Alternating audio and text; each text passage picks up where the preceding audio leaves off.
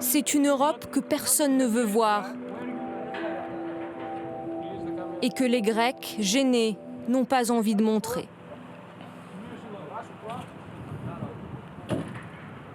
Ces hommes sont pakistanais. Ils n'ont pas d'autre choix que de passer cette grille. Le 20 mars, en une nuit, ce camp d'enregistrement de Moria est devenu un camp de rétention où les portes de l'Europe se referment sur les rêves des réfugiés.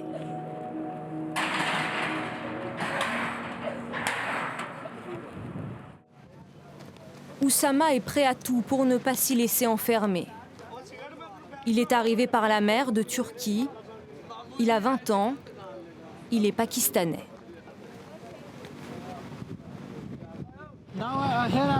Maintenant, je ne suis plus en sécurité ici. Alors je vais aller en ville chercher des faux papiers. Et après, je vais essayer de prendre un ferry pour Athènes. Parce que là, on n'est pas en sécurité. Et je ne vais pas aller à l'intérieur du camp. Je ne serai pas en sécurité. Et voilà pourquoi il ne veut pas aller dans le camp de Moria. Ici, tous connaissent ces images, prises par les réfugiés à l'intérieur. Des familles qui dorment parfois à même le sol. Un adolescent en chaise roulante. Les informations sont floues, l'atmosphère pesante. Alors quand ils le peuvent, certains s'échappent chercher de la nourriture ou des médicaments. Avant de revenir, l'île est sans issue.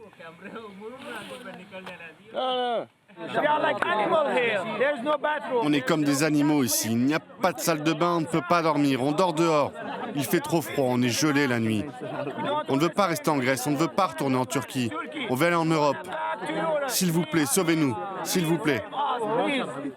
Des conditions déplorables. Alors certains veulent aider.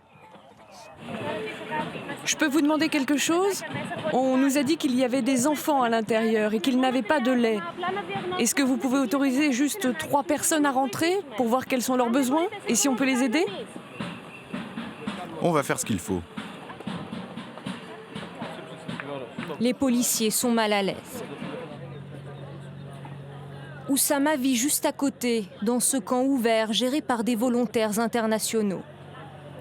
Il est un Before 20, un avant 20 mars. Comme il n'est ni syrien, ni irakien, ni afghan, aujourd'hui il doit aller à Moria ou partir, car ce camp provisoire doit fermer.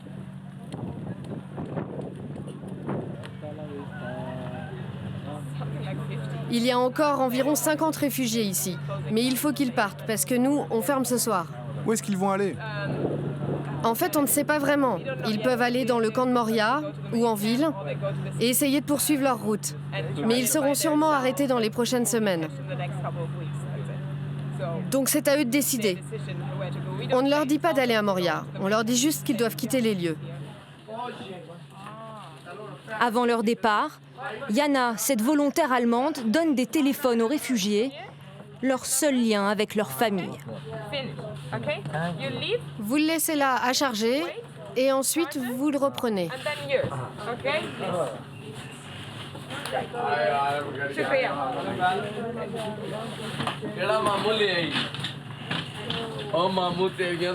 Avant le 20 mars, le camp de Moria était un centre d'enregistrement d'où les réfugiés sortaient librement.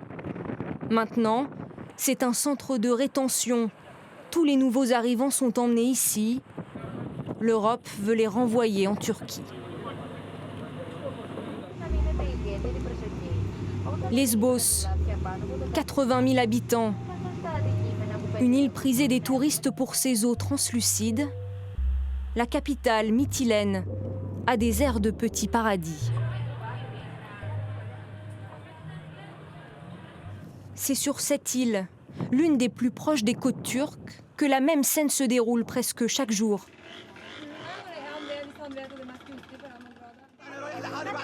Depuis janvier 2015, près de 500 000 migrants sont passés par Lesbos. Elle était la première étape en Europe. Aujourd'hui, c'est aussi la dernière.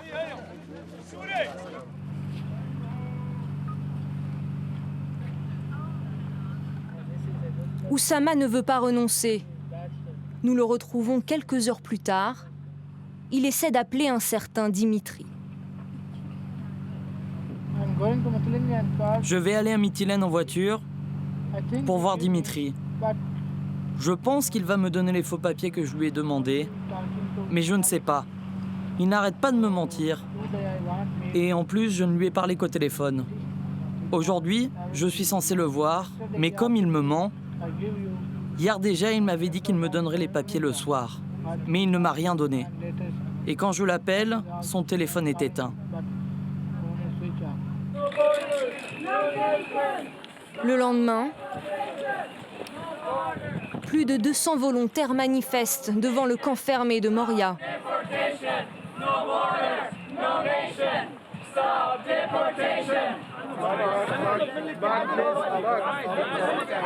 Les policiers tentent de maintenir la foule à distance.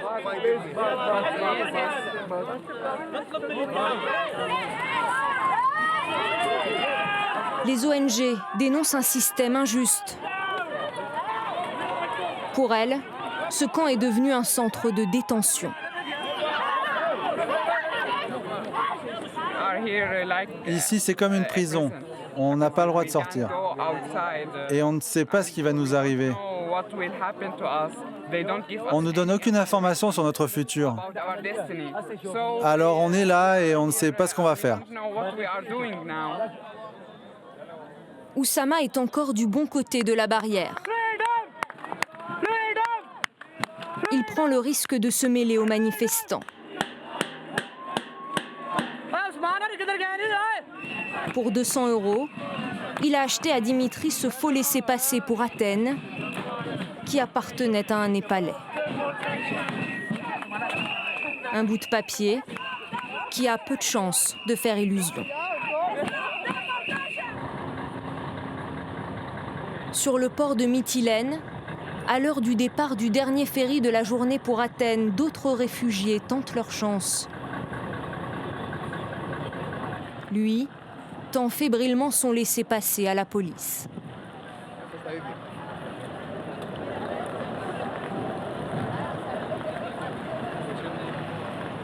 Certains papiers sont des faux.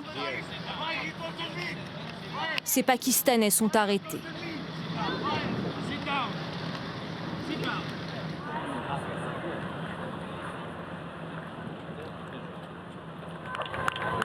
Eux ont réussi à partir.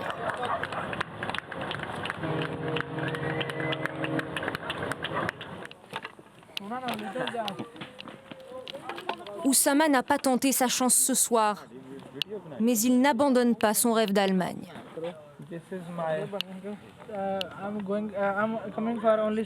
Je suis juste venu pour étudier, parce que je ne suis pas en sécurité au Pakistan.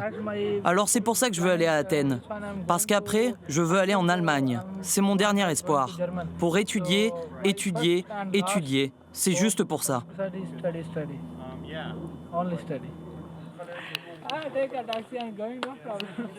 Nous le quittons ici. Il nous dit vouloir rejoindre la capitale avec des faux papiers plus fiables. Le lendemain matin, il nous téléphone. Il est arrivé à Athènes.